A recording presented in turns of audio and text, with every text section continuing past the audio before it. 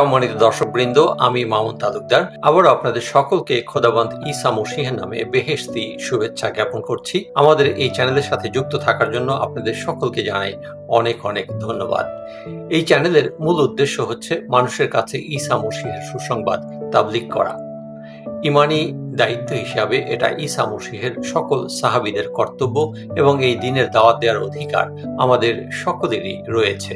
আমাদের শিক্ষা সম্পূর্ণরূপে আল্লাহর কালাম ভিত্তিক। আল্লাহর কালামের বাইরে থেকে কোন রকম কোনো মন গড়া বা ভিত্তিহীন শিক্ষা আমরা এখানে দেই না।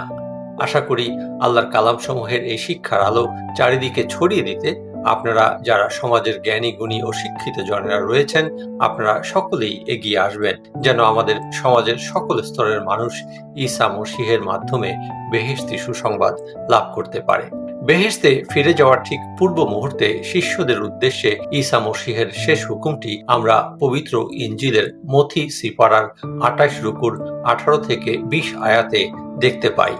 এখানে ঈসা মসীহ বলেছেন, বেহেশতের ও দুনিয়ার সমস্ত ক্ষমতা আমাকে দেয়া হয়েছে, এই জন্য তোমরা গিয়ে সমস্ত জাতির লোকদের আমার উম্মত করো। পিতা, পুত্র ও পাক রুহের নামে তাদেরকে তরিকাবন্দি দাও।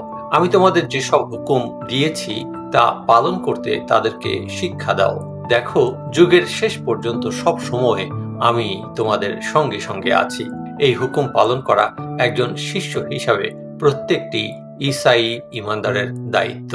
তৌরাত শরীফের 65 সিপারার 2 রুকুর 4 থেকে 17 আয়াতে বর্ণিত আছে যে সর্বশক্তিমান মাবুদ মাটি দিয়ে একটি পুরুষ মানুষ তৈরি করলেন এবং তার নাকে ফু দিয়ে তার ভেতরে জীবন বায়ু ঢুকিয়ে দিলেন। তাতে সেই মানুষটি একটি জীবন্ত প্রাণী হলো।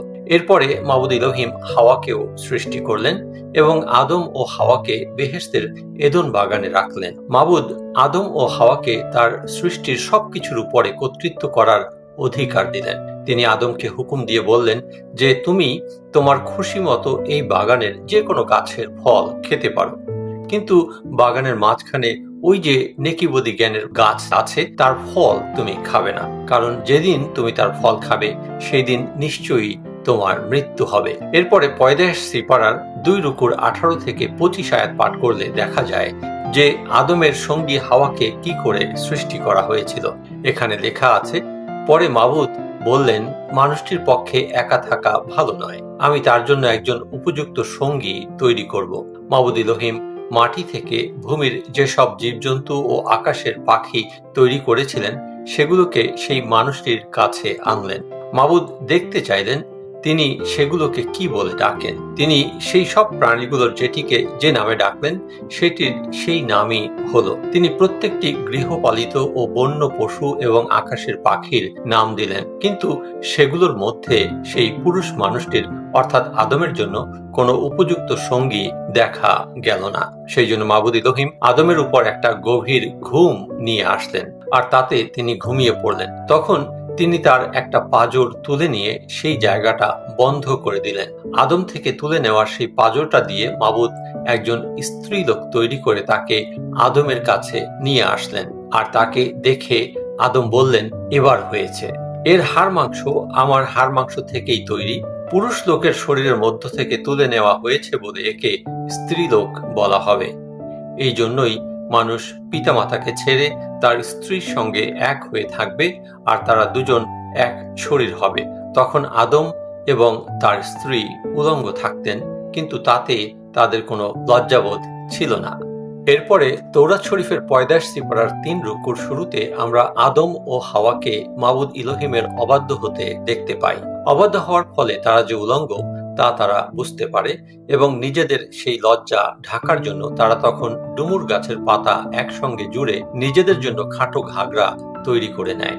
যদিও অবাধ্য হওয়ার কারণে মাবুদ ইলোহিম আদম, হাওয়া ও সাপরূপী প্রতারক শয়তানকে শাস্তি দিয়েছিলেন, কিন্তু তিনি আদম ও হাওয়াকে তাদের লজ্জা ঢাকার জন্য একটি পশু কুরবানি দিয়ে তার চামড়া দিয়ে পোশাক তৈরি করে তাদেরকে পরিয়েও দিয়েছিলেন। এখানে খেয়াল রাখতে হবে যে নেকিবদি জ্ঞান বৃক্ষের ফল খাওয়ার পরেই মানুষের জ্ঞান চক্ষু খুলে গিয়েছিল, মানে মানুষের মধ্যে ভালো মন্দ বোঝার জ্ঞান চলে এসেছিল। তারা যে উলঙ্গ তা তখনই তারা বুঝতে পেরেছিল। যদিও তারা নিজেদের চেষ্টায় নিজেদের লজ্জা ঢাকার চেষ্টা করেছিল, কিন্তু মাবুদই শেষ পর্যন্ত একটি পশুর চামড়া দিয়ে পোশাক তৈরি করে তাদের লজ্জা ঢেকে দিয়েছিলেন, তাদেরকে কাপড় পরিয়ে দিয়েছিলেন। এটাই ছিল মাবুদের তৈরি ধার্মিকতার পোশাক, যা দিয়ে তিনি আদম ও হাওয়ার গোনাকে ক্ষমা করে দিয়েছিলেন। প্রকৃত অর্থে মাবুদ ইলোহিম একটি কুরবানির মধ্যে দিয়ে আদম ও হাওয়ার গোনাকে ক্ষমা করে দিয়েছিলেন। মনে রাখবেন, গোনা হচ্ছে আমাদের লজ্জা, আর সেই লজ্জাবোধ বা গোনাকে ঢাকার জন্য মাবুদ নিজেই এদেন বাগানে সেই পশু কুরবানিটি করেছিলেন। এটাই ছিল সৃষ্টির ইতিহাসে প্রথম কুরবানি। আমরা জানি যে মাবুদ ইলোহিম পবিত্র ও ন্যায় বিচারক। তিনি আমাদেরকে অনেক ভালোবাসেন, কিন্তু শাস্তি বা প্রায়শ্চিত্ত ছাড়া তিনি কোনো গোনা ক্ষমা করেন না। তাই তো তিনি আদম ও হাওয়াকে শাস্তি স্বরূপ তার সাক্ষাৎ থেকে বের করে দিয়েছিলেন। পয়দাশ সিপারার 3 রুকুর 23 আয়াতে লেখা আছে, এই বলে মাবুদ ইলোহিম মাটির তৈরি মানুষকে মাটি চাষ করবার জন্য এদেন বাগান থেকে বের করে দিলেন।